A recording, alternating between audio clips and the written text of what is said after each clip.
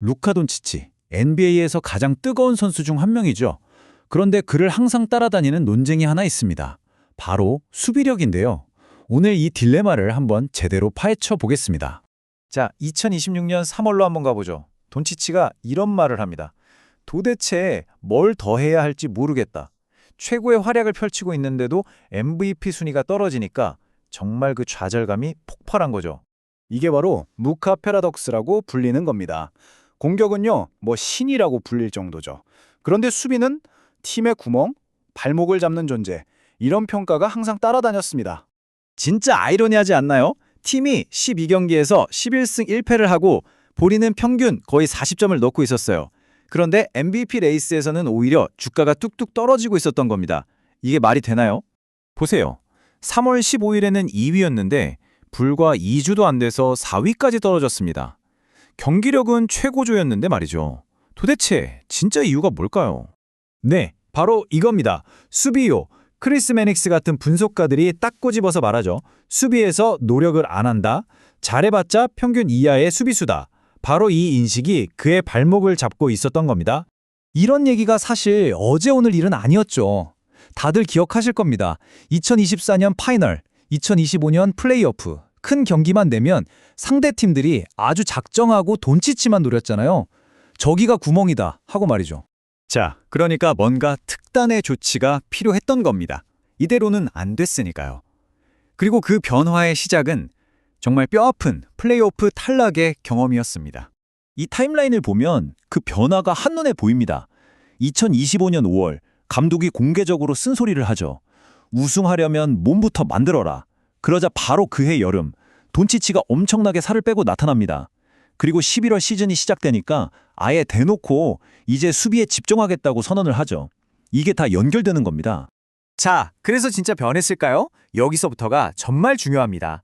사람들이 흔히 말하는 평판과 냉정한 숫자가 얼마나 다른지 한번 제대로 비교해 보겠습니다.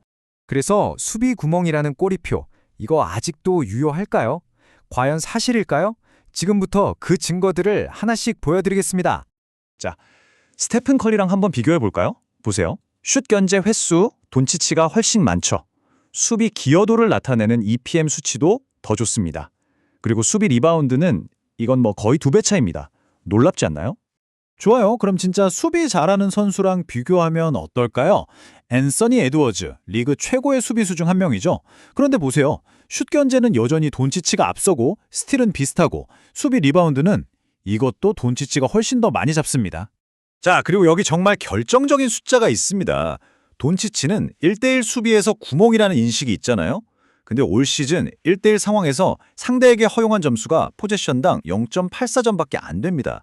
이게 얼마나 대단한 수치인지 감이 오시나요? 이게 어느 정도냐면요. 샤이 길저스 알렉산더, 니콜라 요키치, 제일런 브라운, 이름만 들어도 아는 최고 선수들이죠. 이 선수들보다도 1대1 수비를 더 잘했다는 뜻입니다. 통계적으로요. 정말 놀라운 일이죠. 자, 그럼 이제 결론을 내릴 시간입니다. 이런 숫자들을 보고 나니 루카의 수비에 대한 우리의 생각을 좀 바꿔야 하지 않을까요? 물론 그렇다고 돈치치가 갑자기 완벽한 수비수가 됐다는 말은 아닙니다. 여전히 고쳐야 할 점들이 있죠. 심판한테 항의하다가 백코트를 안 한다거나 가끔 어이없게 속공을 허용한다거나 빠른 선수들한테 뚫리는 모습도 보이고요. 이런 건 분명히 개선해야 할 부분입니다. 하지만 중요한 건 이제 전문가들의 시선이 달라지고 있다는 겁니다. 마크 스테인 같은 내부 기자도 말하잖아요.